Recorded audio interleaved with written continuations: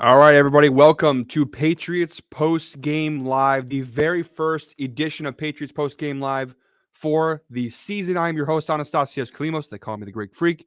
You can follow me on Twitter or X, whatever you prefer to call it, at A Kalimos, right there on the name tag. Jake Toronto, who's my co-host on the Foxborough Faithful Patriots podcast, is not able to be with me today, so I will be hosting the show by myself, but usually all season long, you can join both of us here for Patriots Postgame Live. On Guy Boston Sports YouTube or Twitter, however you are watching. Tough loss. Make sure you are over the age of 21 and please drink responsibly. Got to add that in there. But there's a lot of places we can start here, guys. First and foremost, obviously, it's great to have football back. Patriots football. It's a great time of the year. Win or lose, it's always great to have it back. I know personally, I have missed football a lot. Just having it back out there, watching a game.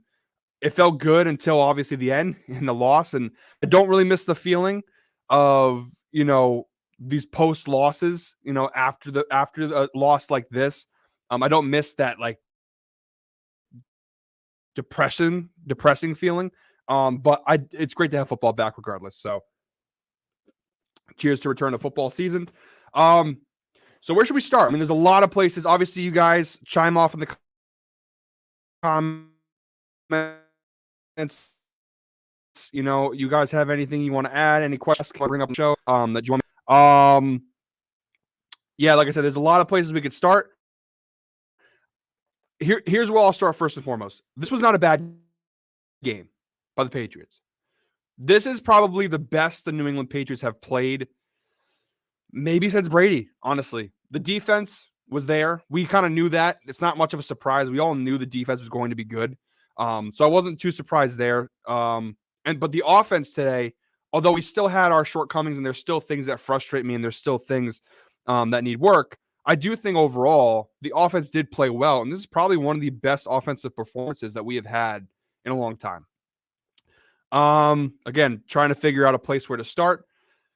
Let's start on the positive. Let's start with the defense, right? Patriots defense looked solid. The Eagles offense last year was electric. Jalen Hurts was an MVP candidate all season. They've got explosive weapons. I mean, A.J. Brown, Devontae Smith. They have that running back by committee. They have arguably the best offensive line in the National Football League. I mean, this is an incredible offensive unit that the Philadelphia Eagles possess. They also have a great tight end and Dallas Goedert. I mean, this is a really good team. And honestly, offensively, we held them in check. Remember, so they scored 25 points. The final score was 25-20. They scored 25 points, but really they scored, 18? Because 7 of those 25 came off of a pick six. So really, we held the Eagles' offense as powerful as it was, and they had a lot of possessions. Obviously, we were punting very early and very often. So they had a lot of possessions, and obviously we had a couple turnovers too. We gave them the ball a lot, and we held them in check for the most part. I mean, there was a point until the graphic came up, and of course Jim Nantz and Tony Romo, they had to jinx it, where it was like 5 drives in a row where Jalen Hurts didn't get a single first down. Like, we just kept forcing him off the field. Defense looked good. We got pressure. We sacked him a few times. Towards the end of the game, we even forced a fumble. I thought we held the running game in check for the most part. There were a couple times where, A.J. Brown, Devontae Smith, that, the rhythm would go in the Eagles' favor. And so you'd have a couple of series where, A.J. Brown would get 2 or 3 balls in a row, or Devontae Smith would get 2 or 3 balls in a row. But for the most part, we held them in check. Even A.J. Brown, Devontae Smith, who did have solid games and finished all right. I thought for as talented as their offense is and as good as their offense is, we did a pretty good job of holding them in check. So defensively, I really don't have any complaints. I really don't. I mean, obviously they still scored 18 points. Were there moments where A.J. Brown was getting easy separation and Devontae Smith was getting easy clean looks? Absolutely. But I think for the most part, they did a fantastic job. Like I said, they constantly put pressure on Jalen Hurts. They forced him out of the pocket. They forced him to make uncomfortable throws. They made great their tackling was great. There wasn't really a ton of mistakes defensively, if any, honestly, which was good to see. That's the one thing that you can always count on. And if they're consistent on defense, you can lean on that until the offense figures itself out. So defensively, they did fantastic. I was really happy with what the defense showed. I don't really think there's a ton more to talk about on the defensive side of things. they have played a great game. And that's kind of been the case for the past few years. Like the defense holds its weight. The defense does its job, as the Patriots saying goes. Like the defense has not been the issue the past few years. Have we had issues here and there with the run defense? Sure. But for the most part, I would say the Patriots defense has been our saving grace post Tom Brady. Like if we have we've had, the past few years, we'd be one of the worst teams in football, especially with the way our offense has played the last few years, without a doubt. And so having a consistently good defense, huge advantage, and it definitely helped us here again. Tonight, defense played great, gave us so many opportunities to win. I mean, that though, just in the last 3 minutes of this game, the defense forces the fumble on Jalen Hurts, gets the ball in Eagles territory, about midfield in Eagles territory.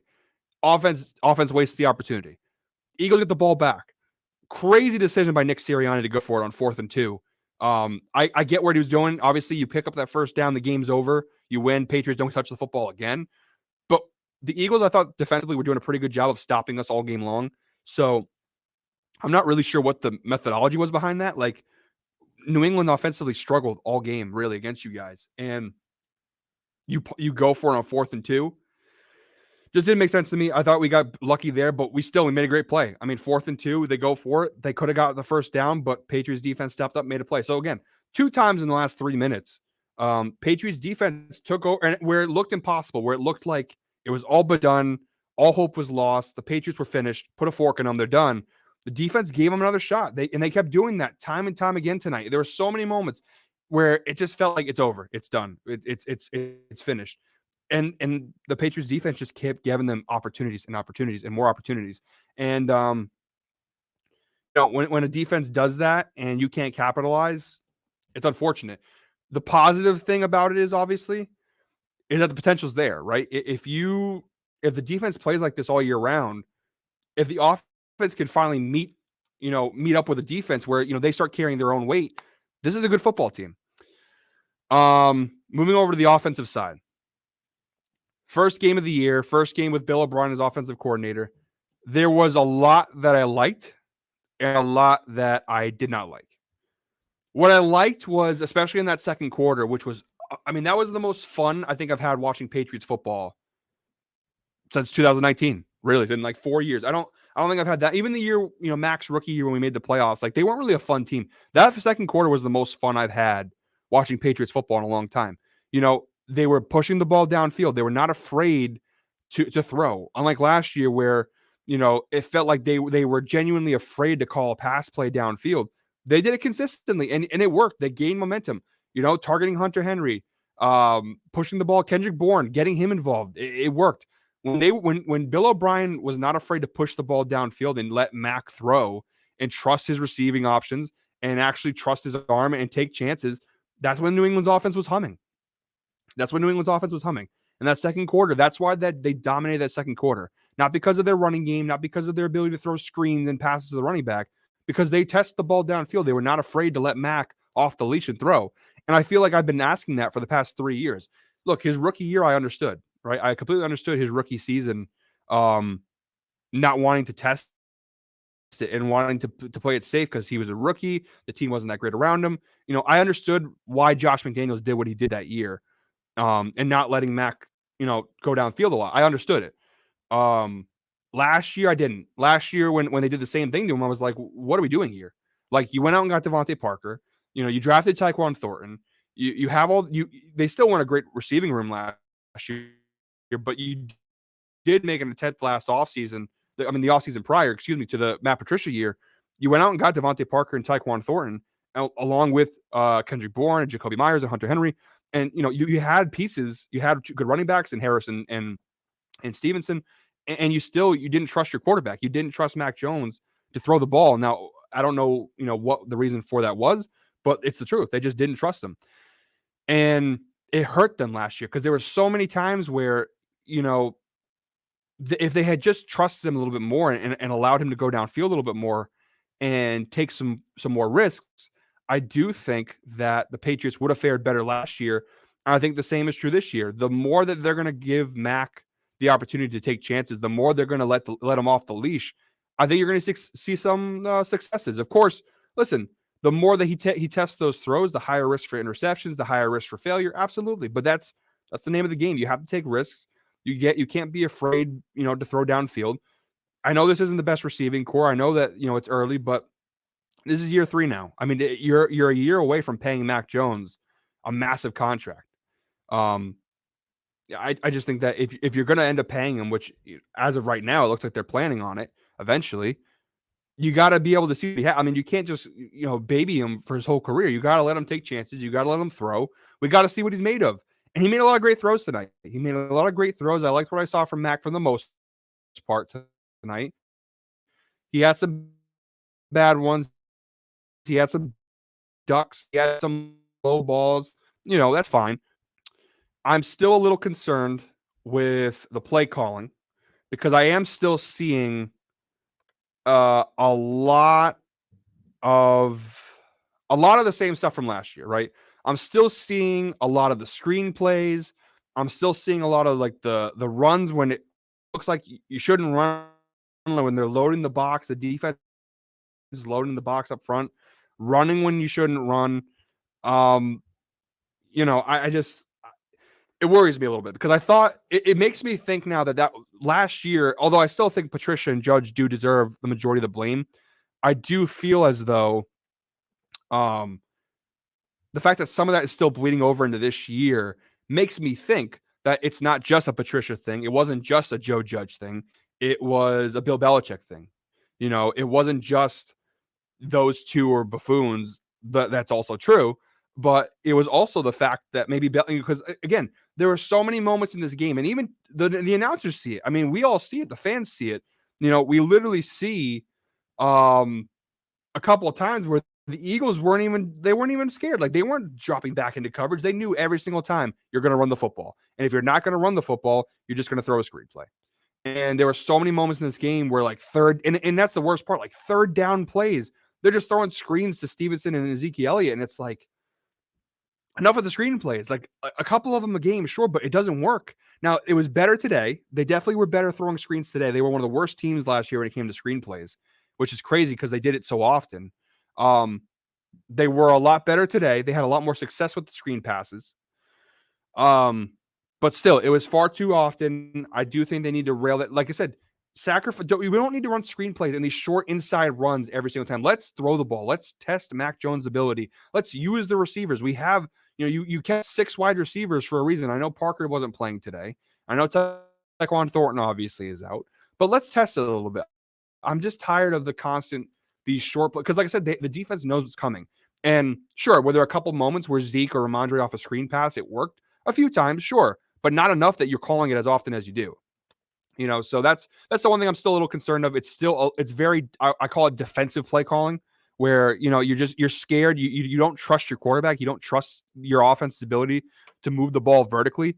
So you just play it safe. And again, screenplays, they can have success. There were a couple of moments, especially with Ramondre Stevenson, where he popped off on those screenplays, but it's just far too often, especially when they had a lot of success, I thought, in this game, throwing downfield to Henry, throwing downfield to Gesicki, throwing downfield to Kendrick Bourne. They had success.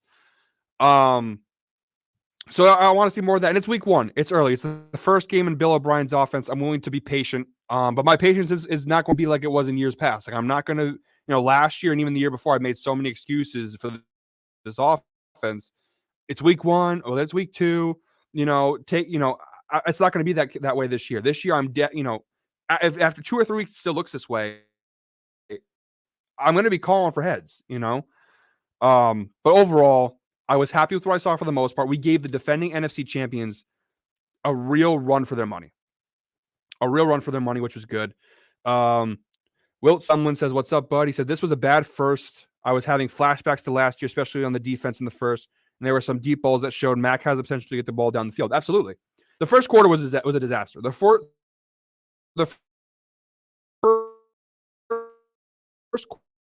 quarter was an absolute disaster. It was terrible. And like you said, it made me think over again. And it was terrible to watch. I hated every second of it. It was, you couldn't ask for a worse start to the year if you're a Patriots fan. Like the vibes were just out the window. Like I remember I was sitting there and just thinking to myself, like, the season's over already. Like, all my expectations, all my hope for the whole year gone down the toilet in the first 10 minutes of the game. Now, overreaction. Luckily, the Patriots turned things around, but that first quarter was one of the worst quarters in all my life of being a Patriots fan. One of the worst quarters I've ever watched. Luckily, New England has a good habit of coming back from those and making up for those terrible quarters. But one of the worst starts to a game I've ever seen in my entire life from the Patriots. But they did come back, which was good, and it was a good sign that they didn't give up. They had that fight in them to not just lie down. Because, for example, earlier today, you look at a game like the Niners-Steelers game, where the Niners were up, 17-0 early in the first half. Like, in that game, the Steelers gave up, I thought, pretty early. And, at least the Patriots had the ability to battle back against a really good team. I think my biggest problem, and a friend of mine who I was watching the game with, we had this discussion after the game was over. And even entering the fourth quarter, we had this discussion of, there was a lot of good to take away from this game. There was a lot of great things. And it was fun. It was a fun game to watch. The Patriots were in it. It's always fun when they're in it. They fought to the end up until the last, 30 seconds. It looked like we had a real shot to win. And I honestly thought, with the way they were moving the ball in that last drive, I really thought New England was going to win this game. I really thought the Patriots had a win in their pocket. I was so excited. But we fall up short. But here's the thing. I feel like post Brady, we've had so many of these games. We've had so many of these games post Brady. And I'm tired of it. Like, I'm tired of the moral victories. I've had enough of it. Like, we need to start, if we want to be a contender, which is at this point what I'm assuming Bill wants, right? He wants the Patriots to continue a contender. We need to show it. And I'm so tired of the moral victories. The first year, when it was the Cam Newton year, the COVID year, I accepted it. It's like, you know what? Post Brady, all the things that's happened, the Edelman injury, COVID, everything that's gone wrong. You had like the Seahawks game where, if Cam Newton was 1 yard away from rushing from a touchdown, that would have won us the game. You had the Chiefs game that year, where N'Keal Harry steps out of bounds. It changes everything. I mean, there's been so many of these games. Even last year, go back to last year, the Green Bay Packers game with Bailey Zappi almost won it. The year that we played Brady in the Bucs, we gave the Bucs a hell of a game, came up close, didn't win it. I just feel like every year since Brady's left, it's just moral victory after moral victory, and then we beat up on the bad teams, and then we play a good team. It's 50. We either get blown out embarrassingly, or it's a moral victory where we played them tough, but we came up short. I'm tired of it. Like, again, this is the same thing. It's the same thing again. We played a great game. We had opportunities to win, so many opportunities to win, but we shot ourselves in the foot at the end of the day. I just don't know how many times this is going to keep going on before, we have to make the hard decision of, is this team a contender, or should we hit the reset button and enter a full rebuild? That's not going to happen under Belichick. And obviously, if you go with a full rebuild, I think that's the end of Belichick in New England. But it's a conversation that needs to be had, because how many more years can we do this where we're a fringe playoff team that plays good teams well, and we'll get the moral victories and we come up close. We always fight and we always come up close in the end, but we never win. And that's just kind of where I'm at with this game. It's another one of those performances where I'm happy. There was a lot that I saw that I loved. I'm not complaining because we played a good game and lost. I'm complaining because we've been in so many of these games in the last 3 or 4 years, and we just can't finish. We can't close them out. We can't make the plays that are necessary to win the game. And it happened again. Like I said, this is the Seahawks game, the Cam Newton year, all over again. This is us against the Bucs when Brady came back, all over again. This is last year, when we played the Vikings tough and we lost that game. When we played the Packers tough with Bailey Zappi, and we lost that game. It's over and over. We have these performances where it's like, well, we played them tough and we gave them our all and we came up close. We had an opportunity to win. It's like, well, you've had all these opportunities to win, then win. And that's kind of where I'm at with this team. But again, I'm coming off very negative. I shouldn't be, because at the end of the day, for our first game, a lot of new pieces, a new offensive coordinator, a lot of new things. They played well. Defensively, were fantastic. Special teams were solid. Offense overall it was better than it was last year. It was definitely improved. Was it great? No, but it was improved. Let's see. Will also commented. Also, Will, thank you for all the comments. I appreciate it. I'm cautiously optimistic with this team from week's performance. Yeah, I would say, like I said, I'm coming across as kind of negative here, but I'm not mad at what. Like I'm upset because I really wanted this win, and I felt like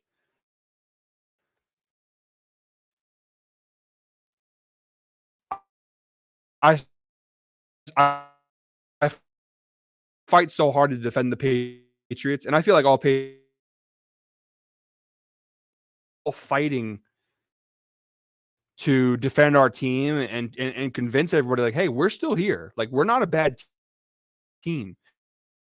Because I'm confident against non Patriots fans, I'm constantly on the defensive of like, hey, we're not bad. We're not a bad team. This is not a bad football team.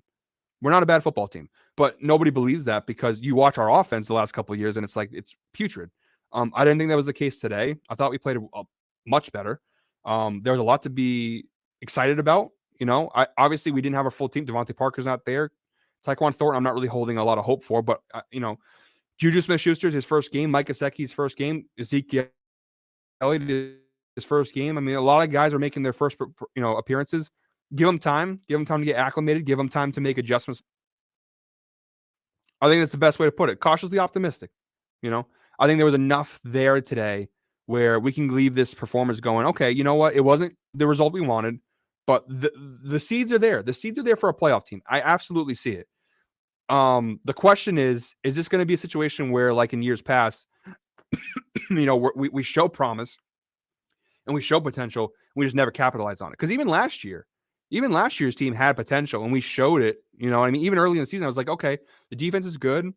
The offense isn't great, but Ramondre's running well. Mac makes a couple of good throws a game. They just never capitalize. And that's, I think, at the end of the day, the question here is, will this team be able to be different from the Patriots teams of the past few years? Will they be able to capitalize on the potential here? Because there is. I think Mac Jones doesn't get enough credit. Do I think he's a top 10 quarterback? Nope. Do I think he has the potential to be a top 10 quarterback? To be honest, I don't think so. I'm going to be honest. I think he's limited as a quarterback. I think he has a lower ceiling than most. He reminds me a lot of a Kirk Cousins. I'll be honest. I've said that for a long time. He reminds me a lot of Kirk Cousins. And Kirk Cousins is great. He's a great quarterback, I think. Obviously he shrinks in big moments and he has his flaws, but I think most NFL teams would kill to have a guy like Kirk Cousins. No matter what, he puts up numbers, he wins games consistently. They make the playoffs. Is he gonna win a Super Bowl? No, probably not. But with a good team around him, perhaps. And I think that's what Mac Jones is. I think he is a solid quarterback. I think he has the potential to be a top 15 quarterback. You know what I mean? Like I think he has potential to be, above average, one of the better quarterbacks in the league. I don't know if he'll ever have, I don't think we'll ever be putting him in the tiers of like a Joe Burrow or a Herbert or even like a Jalen Hurts. I don't think, or a Trevor Lawrence, who was in his draft class. I don't think he'll reach those heights, but I think he can absolutely, be in like a Kirk Cousins, a Dak Prescott tier where it's, they're good starting guys who win you championships. Not necessarily, but that's my assessment of Mac Jones. But I do think there's enough there that he can at least get. I mean, he's proved it. He's proved it once as a rookie. He got us to the playoffs with a team that I think was not as good as this one. I think this Patriots team is better than the one from his rookie year. So obviously the division around us got tougher. The AFC is unbelievably tougher than it was 2 years ago. But I think this team is significantly better than it was 2 years ago, and we made the excited about. And it's early, it's early, first game. Hopefully they build off of it, but we'll see. So, guys, that's for me today. Thank you guys for joining me. First episode of Patriots Postgame Live for the season. Like I said, usually it'll be mono. By the way, we will have a new episode of the Foxborough Faithful out on Wednesday. We'll be recapping the game, giving our thoughts. So make sure you tune in for that. But like I said, normally post-game live will be me and Jake. Jake, who is a season ticket holder, he's usually at the games. You kind of get a from the game experience with Jake. But that's it for me, guys. Thank you for joining me. Patriots post-game live. Tough performance. Patriots lose 25-20. Better luck next week. Thank you guys for joining me. Enjoy the rest of your week.